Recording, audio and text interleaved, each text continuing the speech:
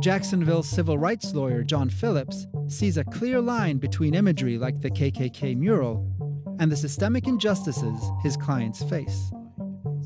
When I go to a courthouse, and it's my neighboring county, when I go to a courthouse and I see a mural with the Klan literally on it, this is a real problem, and it's out of the woods now. It's in our backyard. Phillips is now representing Sissi Shepard in a civil suit after her son Keegan was killed by his neighbor. So Sissi, this is where your son was killed. I was wondering if you guys could tell me what happened that night. This particular evening, he had came to my house and said he wanted to have date night with his wife, Ellie, who was 5 months pregnant. That evening, I was watching Eniley, his daughter. My daughter knocked on the door. My daughter didn't tell me at first until we got halfway over here that Keegan had been shot. I could see him laying on the ground. I sat there and watched. So what did the detectives tell you? When did you guys start getting a picture of what had happened? So right behind us is Michael Centani's house. So Keegan worked at a car wash. They have the sleeves that go on the windshield wipers. And that or something else had blown into Centani's yard. He had left a note on Keegan's car that said, watch out for your trash neighbor. A little piece of trash. Over a piece of trash. So Keegan pulls up with his wife, they're in the car. He bangs on the window. Keegan's just like, go away, I'm with my wife. So both men had firearms. Florida's a stand your ground state, which applies to both.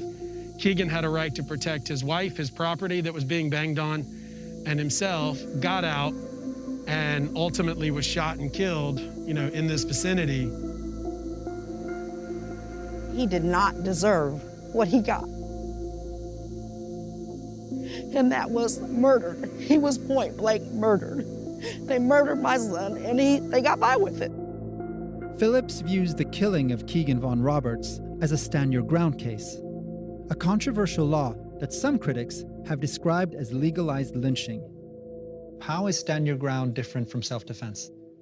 For the entire history of this country, without exception, there has been a right to justify homicide. But what they did is kind of supercharge it with this immunity system. Police are not supposed to arrest. Prosecutors are not supposed to prosecute. Judges are supposed to release you. But isn't there a due process to be able to claim stand your ground? If Michael Centani was never arrested, and he was never arrested, how was there ever due process? The crime scene photos that police took at Centani's house, you see guns of every magnitude. There's some level of logbook where he had been logging his neighbor's comings and goings. Michael Centani told police he'd been surveilling Von Roberts because he believed he was a drug dealer and that during a confrontation months before the killing, Von Roberts brandished a gun. Investigators corroborated Centani's account, saying this gave him reason to fear for his life the night he shot Von Roberts after a dispute about garbage. There's a level of premeditation there for somebody to leave their house and start a confrontation and then wind up the victor in it. What they've done with stand your ground is say, no. Don't even arrest them. At some point, if you've taken somebody's life, let's let a judge or jury take a look at that. Another famous stand your ground case, the Trayvon Martin, George Zimmerman case. Zimmerman was following Trayvon Martin, and that's okay? Yeah, so in Zimmerman's case, like Centani in a lot of ways, he's the neighborhood watch guy. He sees a young black male, Trayvon Martin. The way that they spun it is, okay, yeah, I went after him with a gun, but then Trayvon started to attack me, and then he became the aggressor, so I shot and killed him. Same thing with Keegan Roberts. The provision of immunity for stand your ground is vastly disproportionate, such that white people tend to get it. Black people tend to not. A 2015 study on stand your ground defense claims in Florida found that a defendant is 2 times more likely to be convicted in cases that involve white victims compared to those involving non-white victims.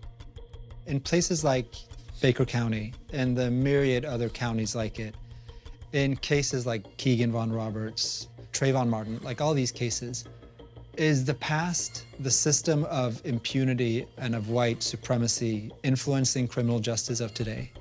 All of the laws that tend to be systemically racist or problematic have a level of fear and racism baked in, including Stand Your Ground.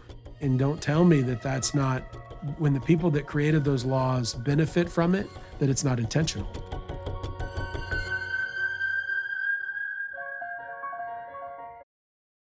One of the most recent sexual encounters I had, I was able to be like very clear about what I expected and what I was comfortable with. Whatever feels good to me doesn't mean that I'm like a bad person. It's rooted in joy and liberation. Today, I'm going to show you how to get out of handcuffs. Okay, so I'm in a bit of a pickle.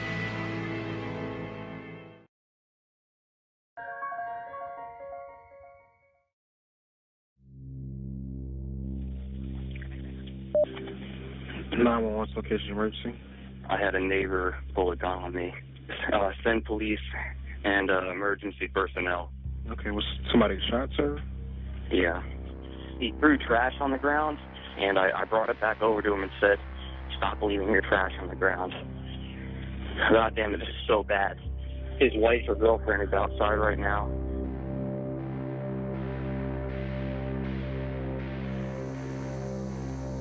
My son, Keegan, well, he'll be forever 22.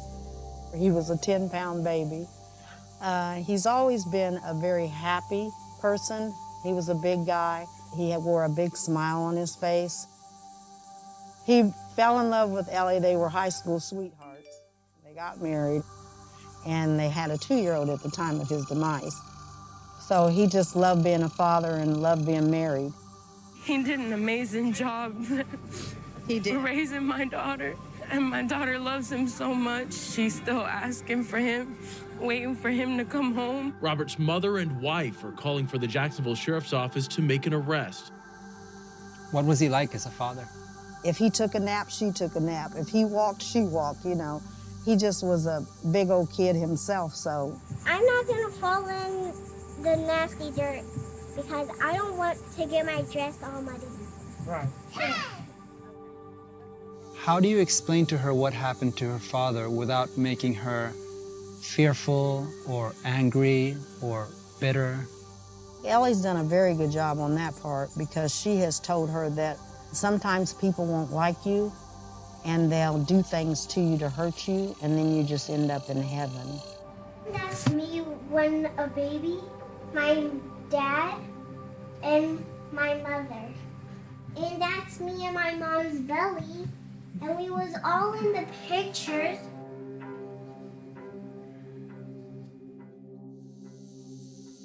When they came to the scene, they assumed that it was my son that was the aggressor.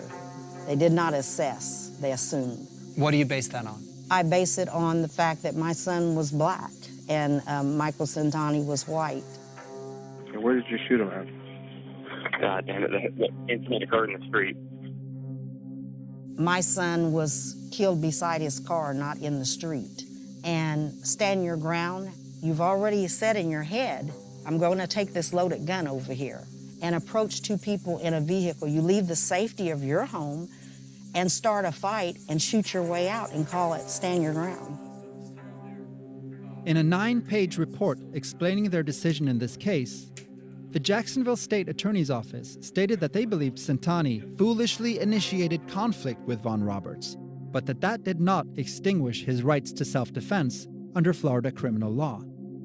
They added that Santani's claim that Von Roberts pulled a gun on him is corroborated rather than refuted by independent physical evidence, including the fact that Von Roberts' gun was unholstered when the body was found. Michael Santani and his attorney did not respond to our requests for comment. Sissi continues to fight for justice in Keegan's name here in Florida, keeping her family back in Indiana up to date on her efforts. I come from a very prejudiced place. When I stepped here, I'd never seen prejudice like I've seen it here. This Really? place is horrible, yes. Because Indiana is the Very. stronghold of the Klan, right? So how is this place different or worse? I guess they're not as open. Here, it just doesn't matter. They show it. They don't care. Sissi, who is mixed race, has inherited a KKK legacy of her own. My grandfather was one. He was a what? He was a KKK member. He's seen many hangings, and we have friends in Indiana who have seen many hangings. Their forefathers, their parents, their grandparents. Do you have memories of the Klan as a child? Oh, yes. I've been in a KKK rally, rode right into it. I can remember being in the car with my uncle, and they stopped us on the tracks and said, "You're not going anywhere." Do you see a link between the system that the KKK represented and some of the laws and some of the issues that we're dealing with today? A lot of the link that I see was just ignorance is bliss. I just think it was something that they got by with. The hatred just grew. They are trying to destroy 2,000 years of Western culture, mainly white culture, erase it from the books, and create a new world that is not going to have a place for us. There's not going to be a place for us, and that's the problem. There was a time in this country where white people could almost with impunity take the lives of African Americans. And I know it's not the same, but it feels like almost similar, right? Or am I crazy? Whether they're talking about stand your ground or police brutality, I don't disagree. The baked-in racism, the baked-in systemic bias and injustice that has created such untipped scales, how is that not, very close to the legalization of lynching? Discounting human life by law is pretty close. Love is so important in this world. And when you start taking that away and you're filling their minds with hatred and violence, it's a sad, sad place to live. For the Ku Klux Klan won't be here today, tomorrow, and forever. It's a generational curse. It has to be broken.